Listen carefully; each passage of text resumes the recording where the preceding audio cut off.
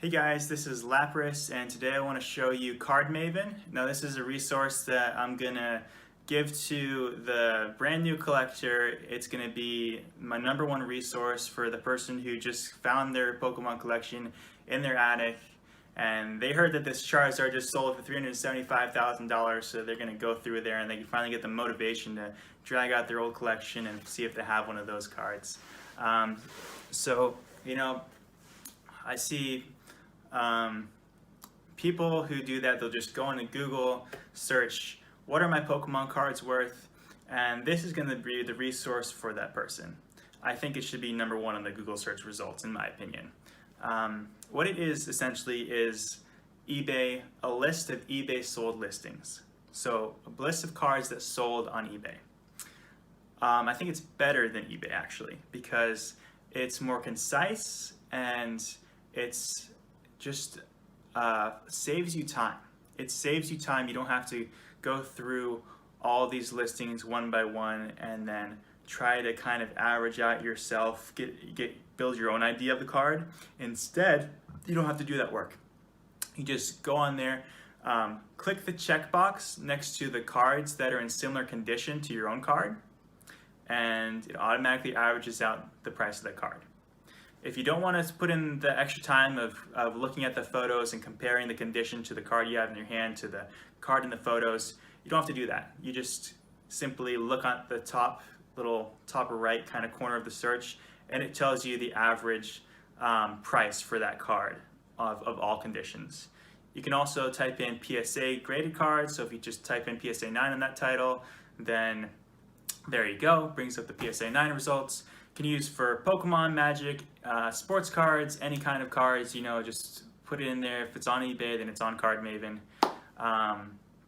It's a great resource as well if you want to learn some news. They have really nice articles about, like, I just saw one about the McDonald's 25th anniversary Pokemon card release, where they have the photos of the cards and links to what those cards' prices are within the Card Mavin site.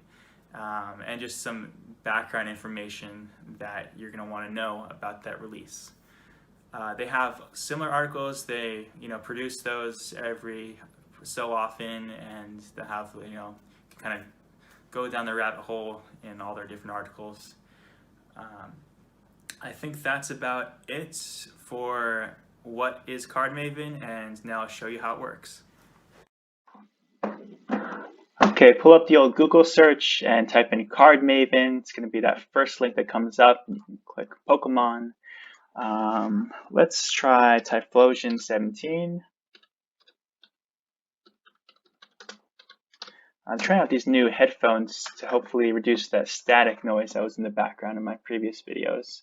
And we're looking here, price ranges from $10 to $2,008. Why is there a $10 listing? That's because it's pulling up Unseen Forces as well. I guess there's another T17 out there from Unseen Forces, so don't want that. Let's type in Neo to the search title.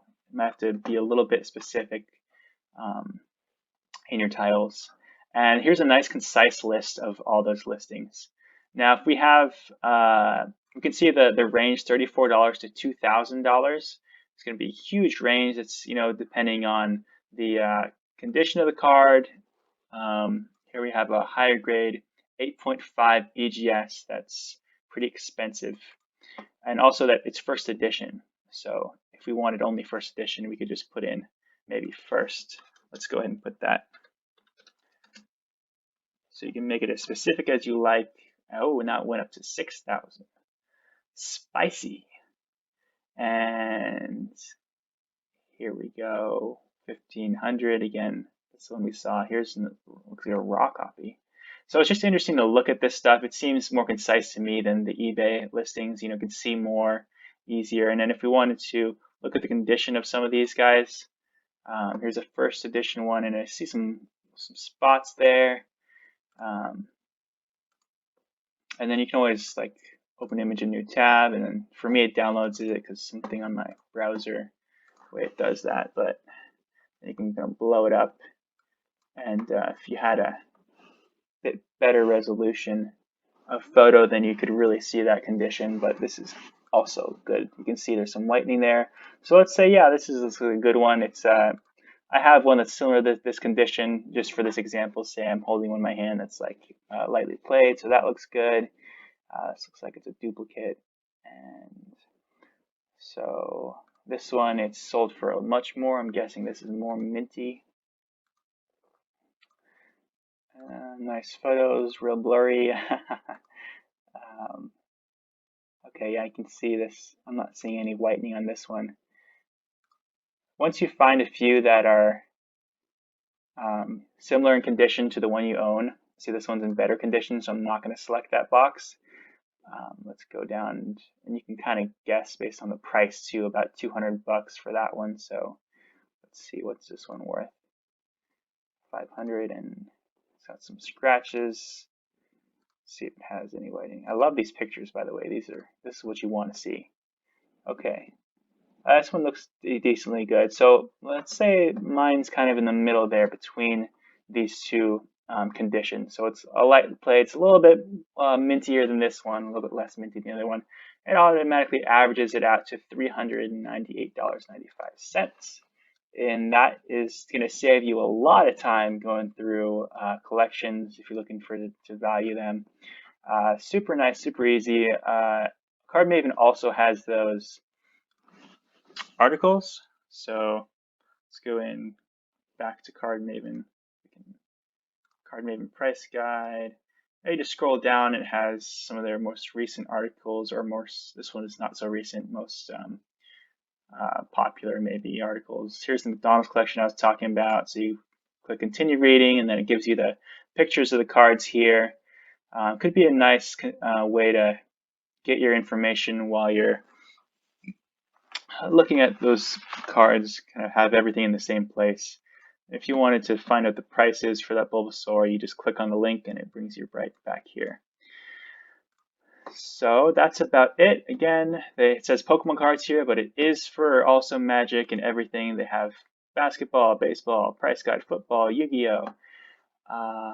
And you know, you can put in PSA 9 there. You can get as specific as you want, as broad as you want. You can add these up to your collection. If I was signed in here, then it could give me I can add each card to my collection, and then it'll give me a total of the entire collection. So I think that's pretty awesome. Quickly splicing in here to show you a couple more things about Card Maven. First, make sure you're on the /category/Pokemon website, and so that'll kind of filter in your searches a little bit better, and type in the name and the card number. Make sure it's most efficient if you do put in the full number with that slash in there, because then you won't have what happened to our last example with Typhlosion 17, where there's multiple cards. It's going to be defined to that specific set and that specific card with both those numbers. So you take a search. Another cool feature is, so you have Alakazam, you have the Unlimited, you have some Shadowless cards here, probably have some first edition in there. If you want to only search for Shadowless, then you can do that, and you'll have Shadowless, and you'll also have first edition. So if you don't want first edition, you can apply a negative search term. So you put that negative sign in there, and then I'm going to put in first. Oh, if I can type first. So it's going to exclude any listings that have that word in it. So you can do that for any word. You can put any word after that minus sign. And should have purely the Shadowless listings, no Unlimited, and no first edition in these search results. That's about it. Till next time.